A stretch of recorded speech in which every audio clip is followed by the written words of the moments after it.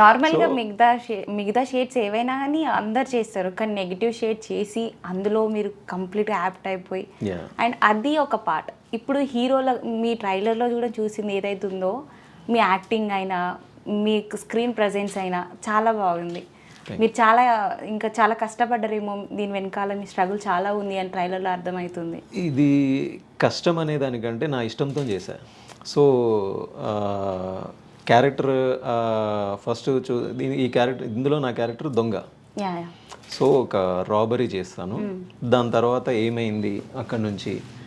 So నా చుట్టూ ఉన్న వాళ్ళందరూ బాగానే ఉంటారు, కానీ వాళ్ళ అవసరాలు ఏంటనే అవసరాలని బట్టి ఎవరైనా కూడా ఇప్పుడు సొసైటీలో కూడా వీడు చెడ్డవాడు అనడానికి లేదు, మంచివాడే.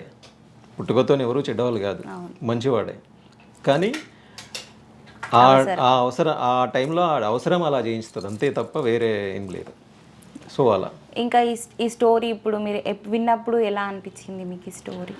ఫస్ట్ దీనికి డైరెక్టర్ నారాయణ గారు. నారాయణ అండ్ స్టోరీ కూడా అతనే రైటర్. అండ్ అతను ఫస్ట్ చెప్పినప్పుడు సో ఫస్ట్ యాక్చువల్గా నా ఫ్రెండ్ శ్రవణ్ ఉన్నాడు.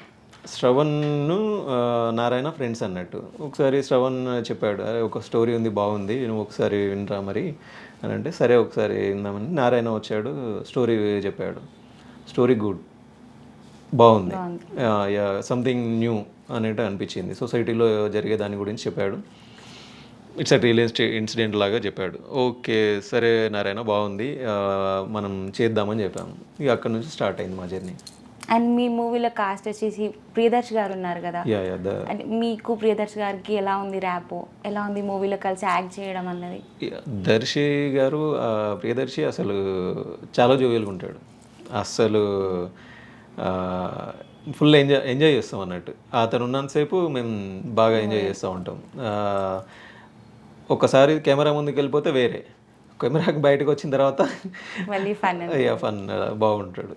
సో అలా. అండ్ హీరోయిన్స్ వచ్చేసి ఇద్దరు ఉన్నారు కదా హీరోయిన్స్ యాక్చువల్గా శ్రింద అండ్ నిహారిక.